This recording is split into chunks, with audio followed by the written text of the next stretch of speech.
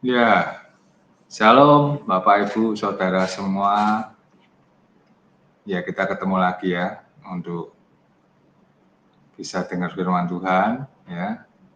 Yang mungkin Bapak Ibu sudah dengar dari dua firman saya sebelumnya, bahwa saya bahas tentang purpose driven life, yaitu orang bisa terus berjalan dalam Tuhan kalau dia mengetahui visi Tuhan atau tujuan Tuhan.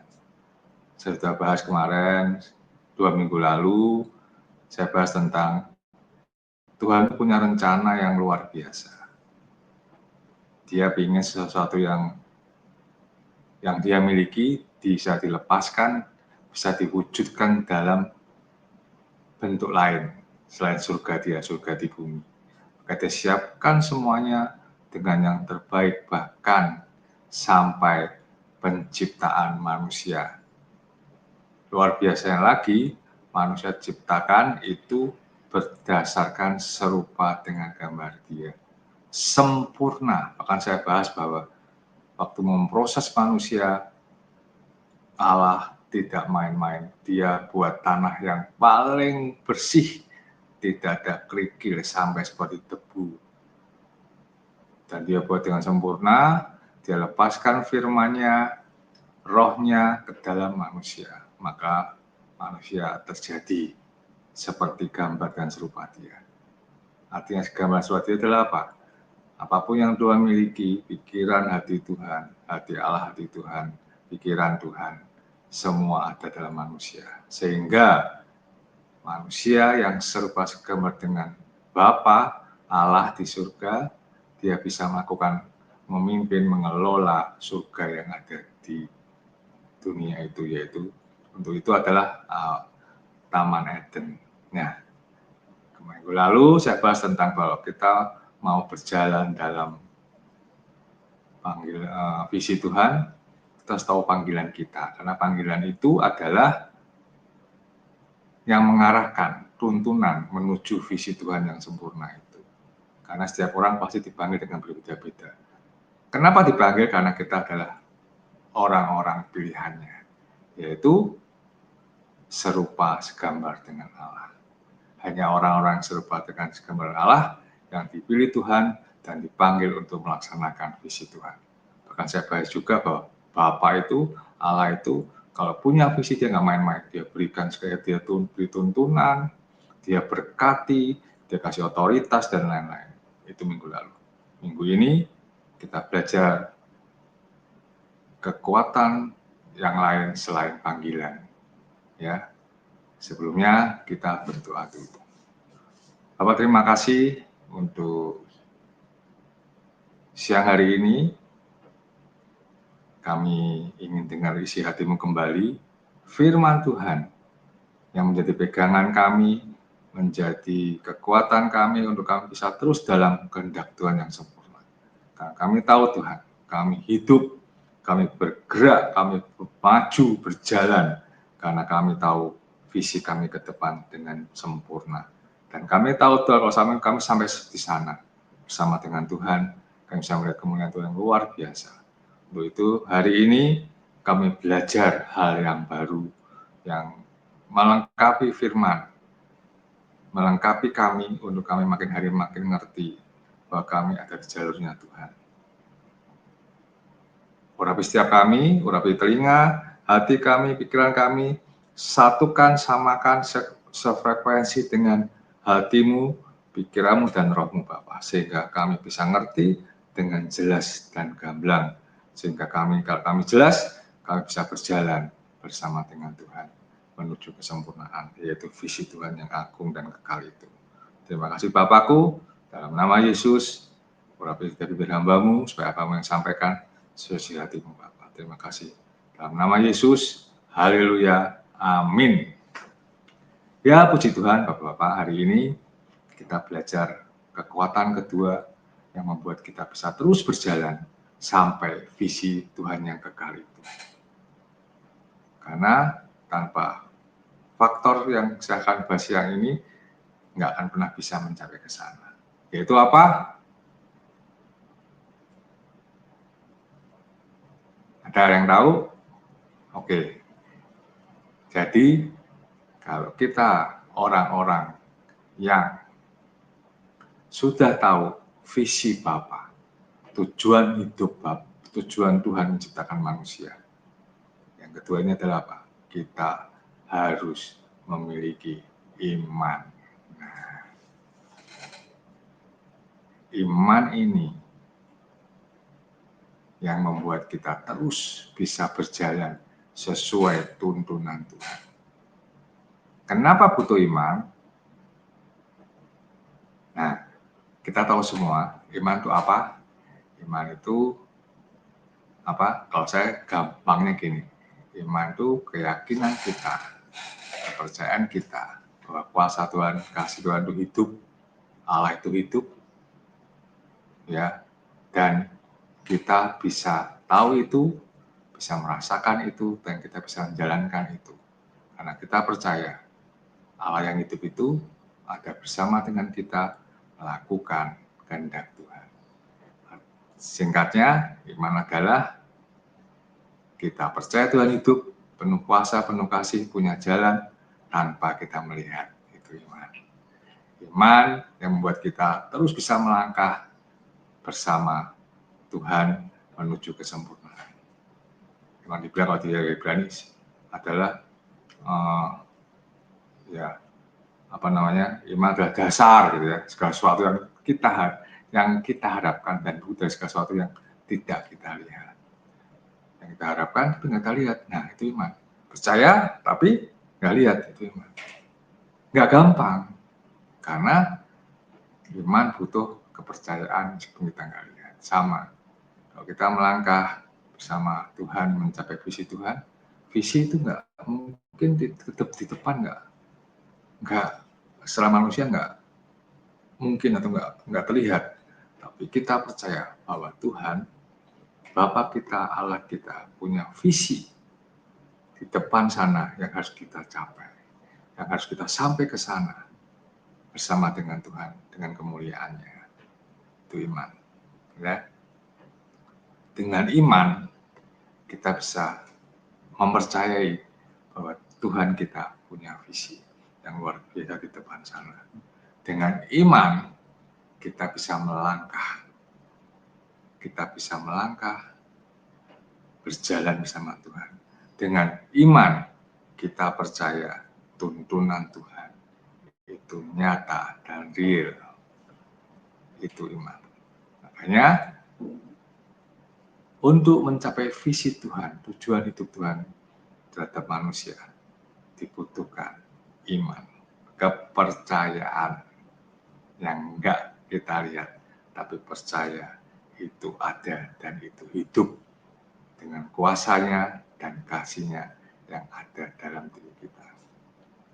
Siapa orangnya yang kita belajar hari ini? Ya, betul. Kita akan belajar dengan yang namanya Bapak orang beriman, yaitu Abraham. Abraham, anak Tuhan, hamba Tuhan, nabi Tuhan yang tahu persis bahwa Tuhan itu hidup, Allah itu hidup, Allah itu nyata. Itu Abraham. Dan Abraham adalah orang yang dipilih Tuhan untuk melaksanakan misi panggilan untuk mencapai visi tujuan Bapa di depan sana. Ya. Kenapa iman itu perlu? Karena secara manusia visi Tuhan itu mungkin nggak masuk akal atau jauh di sana. Kita hanya kalau tanya buktinya mana? Ya ada bukti. Bukti manusia nggak ada, tapi bukti secara roh itu pasti ada. Iman itu satu-satunya cara kita tahu bahwa ya, visi Tuhan itu betul dan nyata. Ya, banyak kejadian Musa cuma diomongin, karena bahas Musa bahwa Kanaan sudah mati. Dia belum lihat Kanaan, tapi percaya Tuhan itu hidup, kuasa dan kasihnya, dia melangkah meskipun itu dia belum pasti jalannya seperti apa. Tapi karena dia percaya, dia melangkah. Abraham sama. Ini lebih dahsyat. Nah, hari ini kita akan bicara masalah iman. Karena iman ini penting buat kita semua. Kalau kita buka ayat pertama, untuk membuka, kita buka di Ibrani 11. Ibrani 11 ayat 8. Dibilang gini ya, Ibrani 11 ayat 8. Karena iman Abraham taat ketika dipanggil untuk berangkat ke negeri yang akan diterimanya menjadi milik pusakanya. Lalu ia berangkat dengan tidak mengetahui tempat yang ia tuju. Karena iman ia diam di tanah janjikan itu seolah-olah di suatu tanah yang sembilannya. Karena iman ia diam di tanah yang dijanjikan itu seolah-olah di suatu tanah asing dan di situ tinggal di kemah dengan Ishak Yakub yang turut menjadi ahli waris janji yang satu itu. Sebab yang menanti-nantikan kota yang mempunyai dasar yang direncanakan dibangun oleh Allah. Karena iman ya juga dan Sarah beroleh kekuatan untuk menurunkan anak cucu walaupun usianya sudah lewat karena ia menganggap dia yang memberikan janji itu setia. Ayat 11. Ya, karena iman, ya, karena iman Tuhan cuma ngomong, ini loh ada negeri yang dia berangkat ke sana. Karena iman, dia tempat yang dia nggak tahu bahwa itu mau kehendak Tuhan, dia tahu yang nggak tahu sesuai pandangan. Dia tahu tempatnya, dia di situ, tapi nggak ada apa-apa, tetap dia setia karena iman. Dia percaya itu tempat usaha diberikan Tuhan pada dia. Karena iman, dia memiliki anak, yaitu Ishak melalui Sarah. Karena iman, semua karena iman. Kenapa Abraham bisa seperti itu? Karena dia percaya dengan pasti dan yakin dengan iman bahwa Allah itu Allah yang hidup, Allah yang penuh kuasa, Allah yang penuh kasih, Allah yang kalau bilang AA, Allah yang punya tujuan hidup untuk manusia di depan sana, harus ngapain, harus di mana. Abraham percaya itu. Makanya dia melangkah. Ingat, iman pasti ada hasilnya. Orang beriman pasti punya hasil. Makanya Abraham melangkah. Dia pergi ke tanah yang pusaka yang dijanjikan sampai dalam hal anak itu juga dengan iman. Saya bahas tentang Abraham dan Ishak. Buat saya ini iman yang luar biasa. Ini iman yang luar biasa. Karena karena waktu Tuhan bicara masalah anak, itu kondisinya adalah Abraham dan Sarah dalam kondisi secara manusia nggak mungkin punya anak. Karena sudah bertahun-tahun nggak dapat anak, nggak dapat. Secara usia, secara fisik sudah tua. Ya. Tapi iman tidak melihat usia, iman kesehatan, iman membuat kita percaya bahwa itu akan terjadi mujizat itu. Karena Bapa kita, Allah kita hidup, itu tidak melihat secara fisik. Tapi kalau dia mau, dia lakukan itu. Kalau kita klop dengan Bapa kita, Allah kita selalu akan hidup dan berjalan sesuai maunya Tuhan dan selalu diberkati. Kembali ke Abraham. Nah,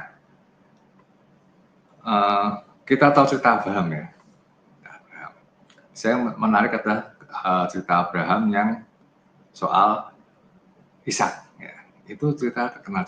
Buat saya banyak kejadian di situ yang membuat saya belajar banyak tentang Abraham itu. Ya, kita tahu ceritanya di Abraham kejadian 22, kita buka kejadian 22 kan saya bahas. Ya ini ceritanya panjang, cuma saya nggak ambil semua, saya ambil cuma beberapa ini aja cerita aja ya.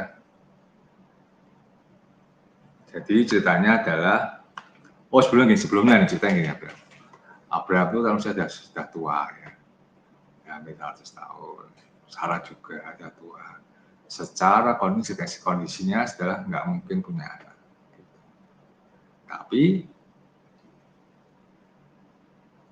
Allah sudah punya perjanjian, sudah punya sejak dari awal bahwa manusia akan beranak cucu memenuhi bumi. Itu janji visi Tuhan yang termasuk di dalam visi tujuan Tuhan di depan sana, yaitu surga baru. Dia tetap bilang bahwa manusia akan berkembang biak, akan turun-temurun, beranak cucu, memenuhi bumi. Itu janji Tuhan. Dan janji itu Tuhan pasti tidak pernah mengingkari. Tuhan selalu atau Allah selalu menepati janjinya. Bahkan semua perjanjian yang terjadi pada nabi-nabinya, hamba-hambanya, dari Nuh, dari Musa, dari Abraham, semua mengarah kepada bahwa memenuhi bumi, beranak cucu, menjadi berkat di mana kita berada. Tapi yang semuanya nabi yang itu dalam perjanjian Tuhan hanya Abraham yang dijanjikan bahwa keturunannya akan seperti pasir di laut, bintang di langit. Nah, makanya waktu tiba-tiba Abraham dibawa ke Tuhan, keluar dari rumahnya, dia suruh lihat bintang dulu. Ini apa itu bintang Tuhan? Bisa hitung nggak? Abraham bilang, hitung bisa nggak ya? Oh nggak bisa Tuhan. Pasir. Bisa kamu hitung? Ini apa lagi Tuhan? Pasir kok dihitung. Gimana ngitungnya? Dipegang aja dah. Lembut banget gitu. Terus Tuhan ngomong, nah itu loh akan jadi nanti keturunanmu akan seperti itu. Kaget. Nah, gitu. Tapi dia senang. Waduh Tuhan, berucap syukur, terima kasih. Gitu. Nah, kan pertanyaannya adalah kenapa untuk menyatakan visi Tuhan kepada Abraham harus dibawa keluar rumah dulu. Karena apa? Supaya Abraham melihat bintang dan bumi dan pasir secara langsung. Yang kedua, supaya Abraham matanya tidak tertuju pada istrinya yang keriput, yang tua, ya. Jadi kalau waktu itu Tuhan ngomong masalah, saya percayalah. Kalau Tuhan ngomong, Abraham, keturunanmu bintang di langit dan pasti di laut, gitu. Terus matanya lihat ke Sarah. Saya pastikan dan saya percaya. Abraham bilang gini, nggak mungkin Tuhan, bojoku, istriku ini sudah kayak gini, Tuhan, sudah tua gini. Terus maunya anak, nggak mungkin. Makanya Tuhan apa? Hindari hal itu. Makanya mata Abraham dibawa keluar hanya melihat visi Tuhan. Sama seperti kita sekarang hari ini ya. Kalau kita percaya dengan iman bahwa Tuhan nolong kita dari masalah kita, mata kita jangan tertuju pada masalah. Mata kita harus tertuju pada Allah. Percaya sama saya, kalau mata kita tertuju pada Allah kita akan melihat bahwa Allah itu luar biasa. Kuasanya, kasihnya tetap ada sampai sekarang. Makanya iman itu tumbuh. Karena apa? Mata kita melihat ke Allah. Kalau sudah seperti itu, apa yang Tuhan janjikan Tuhan akan memberi pada kita bisa mengimani dan mengamini, maka kita akan dapat solusi atau jawaban doa. Problemnya adalah setiap kita sebagai anak Tuhan, kadang kita tahu bahwa kita akan dipakai Tuhan luar biasa. Tapi waktu ada masalah, mata kita tertuju pada masalah, pada kondisi kita saat ini. Makanya kita selalu bilang gini, kalau sebagai anak Tuhan yang lihatnya ke diri kita terus ya, nggak mampu nih, wah nggak mungkin nih. Betul ya? Masa bisa seperti ini? Contoh paling gampang, kadang-kadang kita ini ada satu peristiwa atau satu manusia divonis kanker stadium 4 gitu. Kalau orang itu fokusnya ke kankernya, saya pastikan dia akan melihat gini, aduh kanker stadium 4 bakal nggak lama hidupku nih, pikirannya mati aja, ya toh. Tapi saat kita mulai lihat ke Tuhan, kita bisa Tuhan punya kuasa, darahnya sudah menebus dosa kita, betul ya, sudah menebus dosa kita, sudah dibebaskan dari segala penyakit. Aku percaya bahwa Tuhan sudah bisa sembuhkan saya. Nah, saat kita lihat itu, iman kita tumbuh, keyakinan akan kesembuhan sudah ada dalam otak kita, pikiran kita, hati kita, dan kita mengimani itu, mengaminkan mujizat akan Bapak Ibu Saudara alam. Tapi kalau lihat ke penyakitnya, yang notabene kanker stadium 4 nggak ada yang sembuh, ya kita akan mengalami seperti yang kau imani. Nah, Tuhan ngomong kan, ayo lihat Tuhan dengan iman, semua masalahmu akan teratasi. Ya, Abraham dibawa keluar, lihat langsung visi Tuhan, keturunannya seperti pasir laut dan langit. Dia imani itu, imannya muncul, dia yakin itu benar dan ada dan terjadi. Iman kuat baru dia pulang ke Sarah. Sarah bilang, Sarah, kamu akan punya anak. Sarah yang melihatnya dirinya ketawa. Mosok saya sudah tua gini. Abraham, ayo nggak boleh gitu. Dari Tuhan semua akhirnya kalau bertobat. Dan memang akhirnya mereka dapat anak yang namanya Ishak. Iman yang benar bisa menggenapi rencana Allah, menggenapi rencana Tuhan, visi Tuhan di depan sana. Tanpa iman nggak bisa. Ya, itu yang kedua. Iman, kalau hanya iman tanpa perbuatan, ya percuma.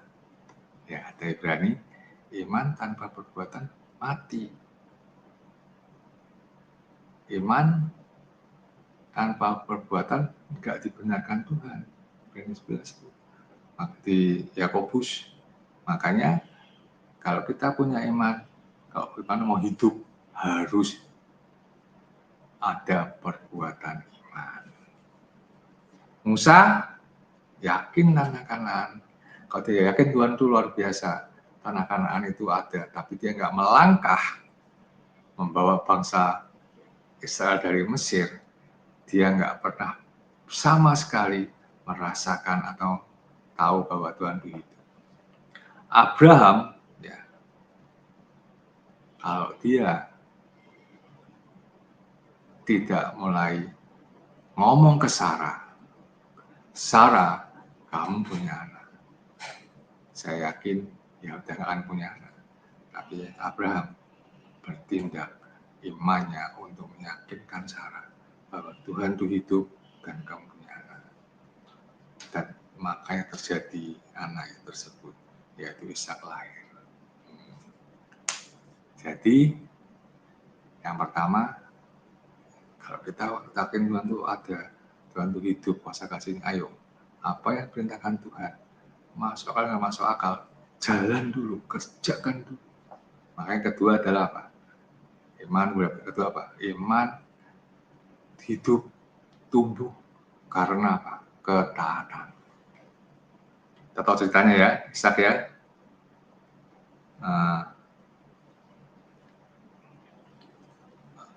Abraham didatengin Tuhan ya. Dibilang gini, Kejadian 22 ayat 2 dibilang gini. Kejadian 22 ayat 2 dibilang gini. Firman-Nya, ambillah anakmu yang tunggal itu yang engkau kasihi, yaitu Ishak, pergilah ke tanah Moria dan persembahkanlah dia di sana sebagai korban bakaran pada salah satu gunung yang akan kukatakan kepadamu. Jadi, yang kedua, iman diuji melalui ketaatan. Gitu. Sudah seneng nih Abraham sama Sarah nih. Wah, punya anak tuh. Tiba-tiba Tuhan bilang sama Abraham. Bilang apa? Jadikan anakmu persembahan buat aku. Nah, selanjutnya dibilang gini, keesok harinya pagi-pagi bangunlah Abraham. Jadi Abraham langsung pagi bangun-bangun siapin semua. Ishak diajak, dia bawa kuda atau keledai ya, dia bawa kayu, bawa kujangnya, bawa Ishak, jalan, taat. Banyak pendapat, wah Abraham dengan senang atau dengan tenang. Ada yang bilang, wah Abraham dengan gundah gulana, dia nggak semangat, dia takut gitu. Kalau saya pribadi saya bilang bahwa Abraham pasti ada rasa nggak tenang, gundah gulana. Mungkin dia ngerasa sedikit kecewa, tapi iman dia yang buat dia taat kepada Tuhan. Dia tetap lakukan kehendak Tuhan karena dia percaya Tuhan itu Tuhan yang penuh kasih, Tuhan yang penuh kuasa. Ya. Dan dia hidup dalam setiap rencananya. Dan Abraham, saya tetap, kalau saya percaya bahwa Abraham dengan berat hati, tapi ketaatannya lebih kuat dari kebimbangannya, gundah gulananya. Dia akhirnya lakukan itu, dia ajak pasang pelana di keledai, pasang pelana, dua bujangnya dibawa, terus bawa kayu, dia jalan, ajak Ishak jalan. Dulu, ya, padahal itu tepatnya kalau dibilang dia itu adalah apa? Ke tempat itu, dia bilang kepada salah satu gunung yang akan dikatakan kepada. Jadi cuma dibilang bawa anakmu korbankan, gitu. Nggak tahu di mana. Tapi dia Tuhan ngomong salah satu gunung. Nah, beda sama Musa. Kalau Musa jelas nih tanah Kanaan. Kalau Abraham cuma dibilang salah satu gunung. Tempatnya sama, ada tempat, tapi nggak jelas. Nah, tapi Abraham beriman, percaya Tuhan itu hidup dan berkuasa dan kasih dan kuasanya. Dia tetap gerak, dia melangkah meskipun tempatnya belum jelas. Iman melahirkan ketaatan. Ya, naik jalan ya, keledai, bujang, kayu, Ishak jalan terus sampai dia lihat satu gunung. Nah, kan pada jangan gunung ini. Nah, akhirnya Abraham berhenti, dia meniru bujangnya, dia bilang gini, tinggal di sini ya. Aku sama anak Ishak akan naik ke atas. Dia cuma bilang, kami akan sembahyang dan kami akan kembali. Saya percaya bujang juga karena mungkin bingung ya, tapi juga iya karena dia bujang, ya mbak nurut aja. Ishak nih yang saya percaya bingung juga nih, ya? Dia tahu proses berkorban, tapi dia bingung kok nggak bawa domba, tiba-tiba kok ngajak aku bawa kayu tok, gitu. Tapi dia diam aja karena dia taat kepada Abraham. Ya, Abraham ambil kayu untuk korban bakaran, terus di atas baru dia naik sama Ishak. Sampai di atas gunung. Ya, nah saya buka kitab dulu.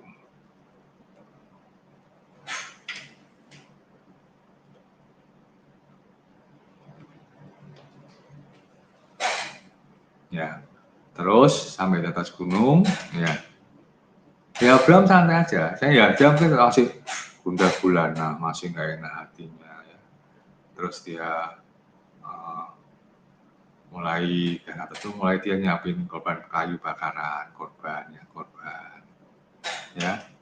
Terus dia masih, siap-siap dia masih gundah gulana. Saat si Ishak nanya, Bapak, ya anakku, di sini ya juga ada api, gitu kan. Sudah ada kayu, gitu. Ishak tahu bahwa sistem kalau bapaknya berkorban itu kan dia pasti sering ikut ya, sering tahu. Harusnya kan ada kayu dipasang, ya, ada buat kayak mesbah gitu, ada kayunya. Biasanya itu ada domba di atasnya. Nah, domba itu sembelih terus dibakar. Gitu biasanya. Makanya Ishak nanya, loh Bapak kok nggak ada dombanya? Ya, api sudah ada, kayu sudah ada. Kok nggak ada dombanya? Abraham masih bingung. Kenapa saya bilang Abraham agak bimbang? Kenapa? Jawaban dia di 22 ayat 2, pasal 22 ayat 8 dibilang gini. Kejadian 22 ayat 8 dibilang gini. Saud Abraham, Allah yang akan menyediakan anak domba untuk korban bakaran lagi baginya anakku. Gitu. Jadi Abraham masih nutupi nih ayat 8-nya. Bahwa kan dia tetap bingung, sebenarnya bingung. Oke, anakku betul nggak ya dikorbankan? Betul nggak ya? Dia bingung, saya bingung. Tapi masa Tuhan gitu sih, tapi dia tetap taat. Ketaatan membuat iman itu hidup. Dia tetap taat. Bahkan waktu Ishak ngomong pun dia tetap ngomong. Sih dia bingung, sih dia bilang bahwa Allah yang menyediakan.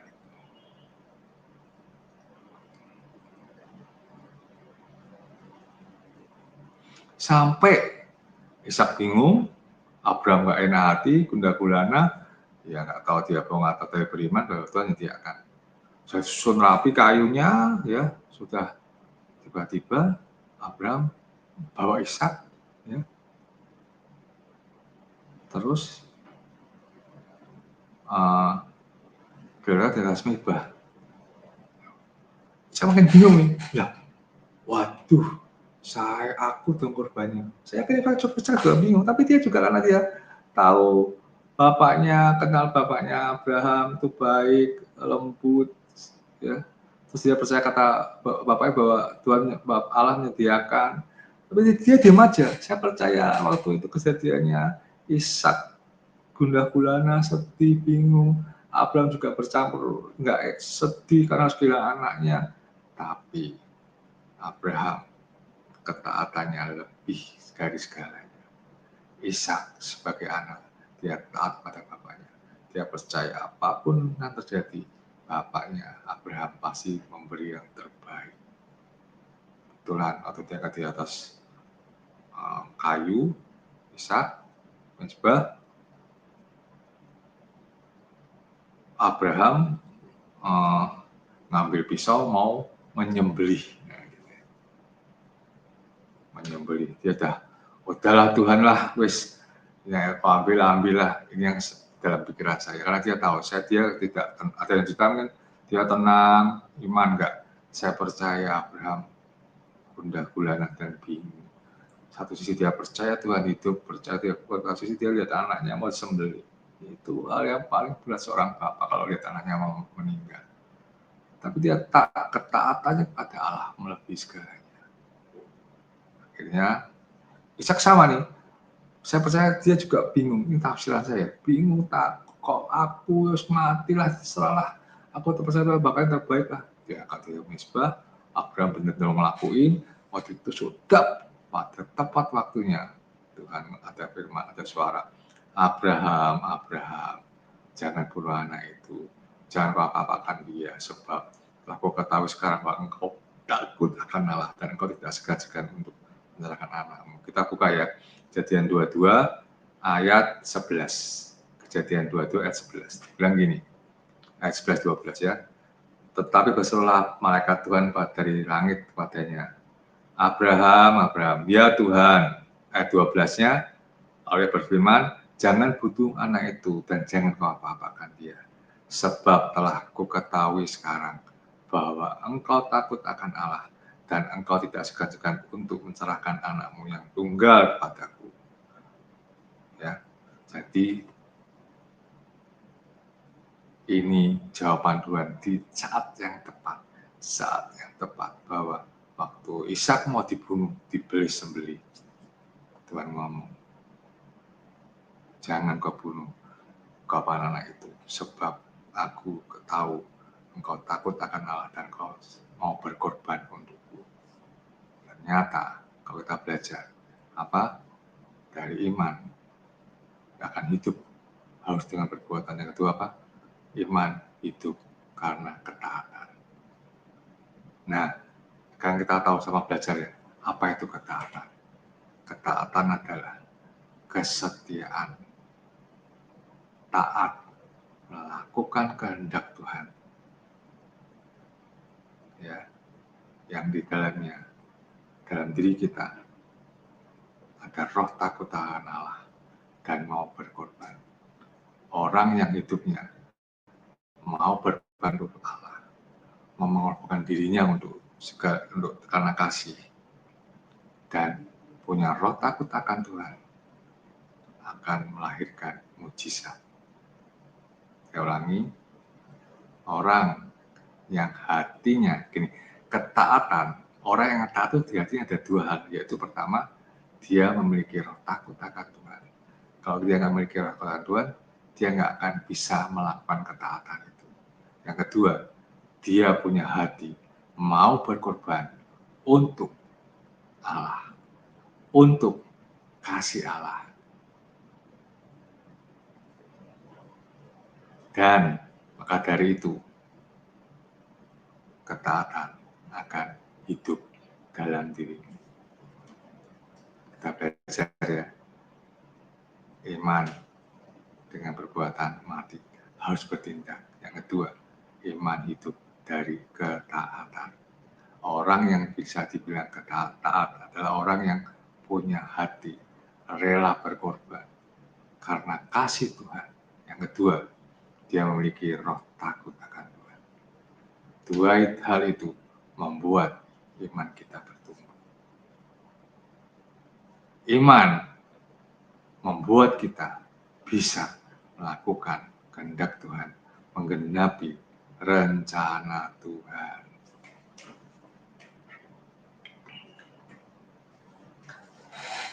Ya. Nah, dua hal ini, berbuat sesuatu dan taat, itulah yang membuat iman bertumbuh. Tapi ya, orang bisa taat kalau di dalam hidupnya ada hati rela berkorban seperti kasih Kristus pada manusia. Yang kedua, dia memiliki roh takut akan Tuhan. Tanpa itu kita nggak bisa taat. Tanpa ketaatan, iman kita nggak hidup, nggak bisa bertumbuh. Yang kedua, iman nggak bisa bertumbuh karena kita nggak berbuat apa-apa. Kalau kita nggak ada iman, kita nggak bisa menggenapi rencana Allah yang sempurna itu. Lanjut, ya. Kita buka Kejadian 22 ayat 13, dibilang gini ya. Lalu Abraham menoleh dan melihat seekor domba jantan di belakangnya, yang tandunya tersangkut dalam belukar. Abraham mengambil domba itu lalu mengorbankannya sebagai korban bakaran pengganti anaknya. Dan Abraham, ayat 14, namanya Tuhan menyediakan. Sebab itu sampai sekarang dikatakan di atas gunung Tuhan akan disediakan. Ya. Artinya apa? Artinya yang ketiga, iman tanpa berdoa dengan sungguh-sungguh tidak terjadi mujizat apa-apa. Ternyata iman bertumbuh dari perbuatan, dari ketaatan, dan iman bertumbuh dari doa-doa kita.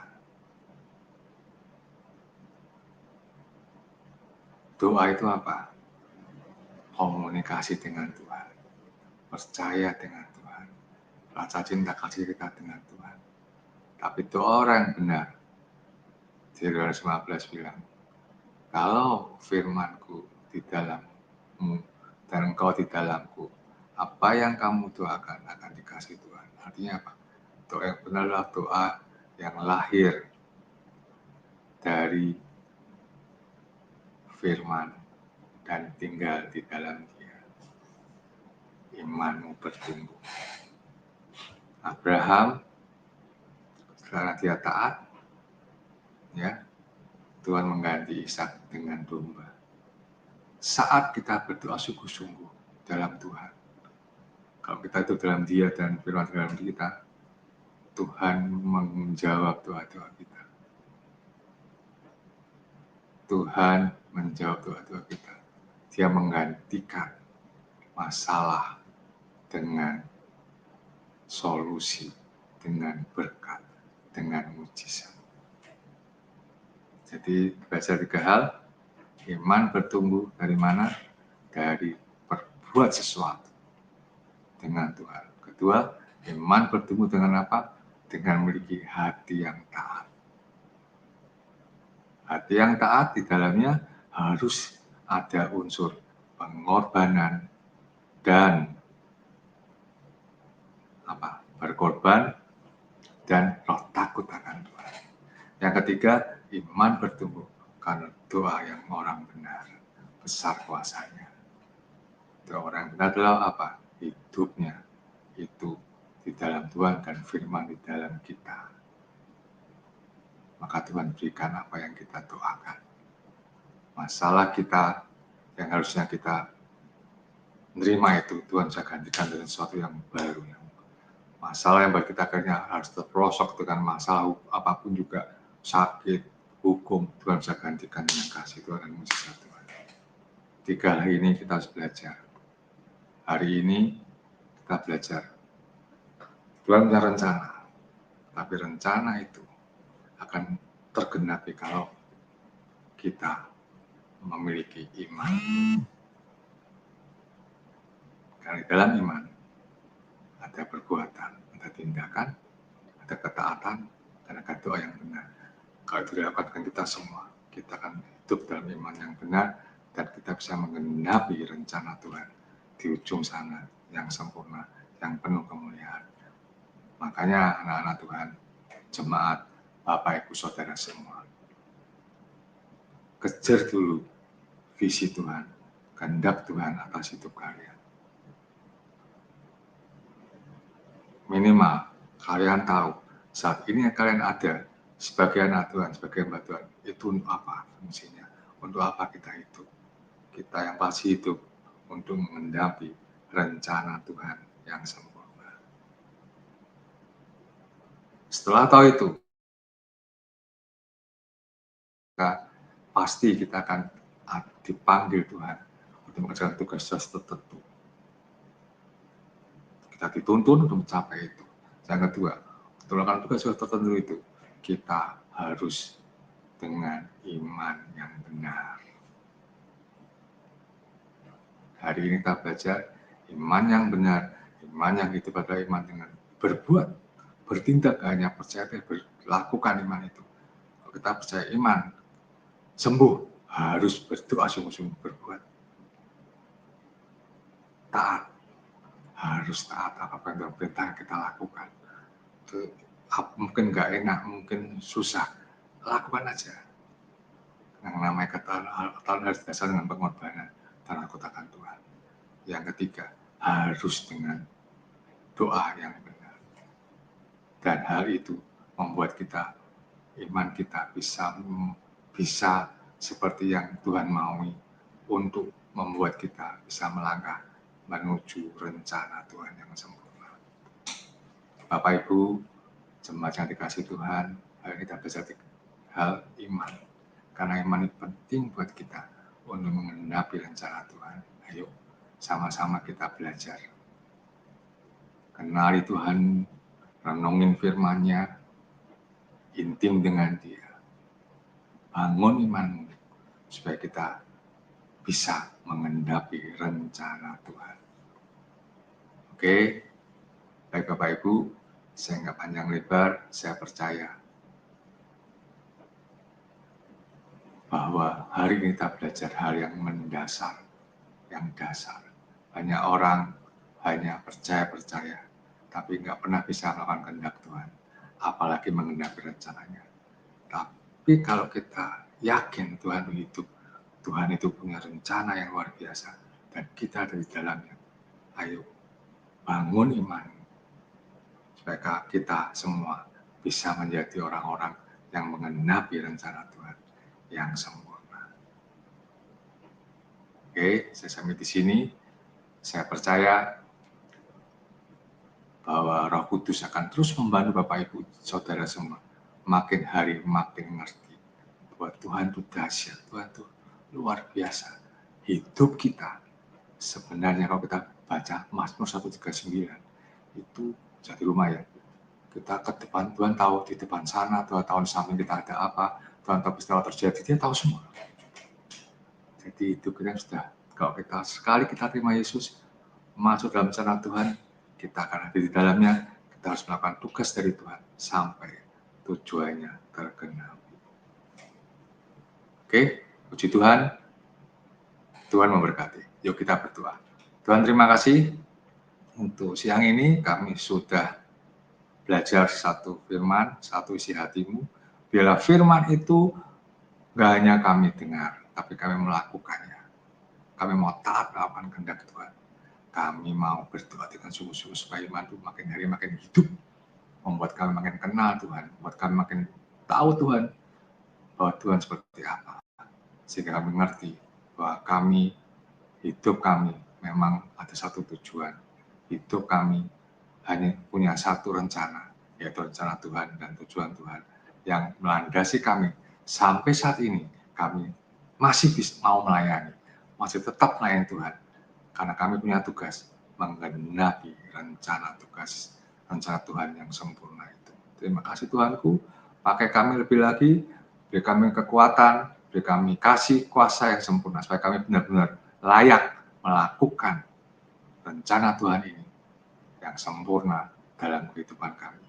Sehingga nama-Mu dimuliakan. Kami juga percaya damai sejahtera sukacita selalu ada pada kami. Sehingga apa yang kerja bersama dengan Tuhan, itu menghasilkan kedamaian dan sukacita dalam hidup kami. Terima kasih Tuhanku. Roh Kudus, ajar kami lebih dalam lagi supaya kami makin hari makin kenal Tuhan dengan benar. Supaya kami tahu bahwa hidup kami berharga di mata-Mu. Terima kasih Tuhanku. Dalam nama Yesus, haleluya, amin. Tuhan berkati.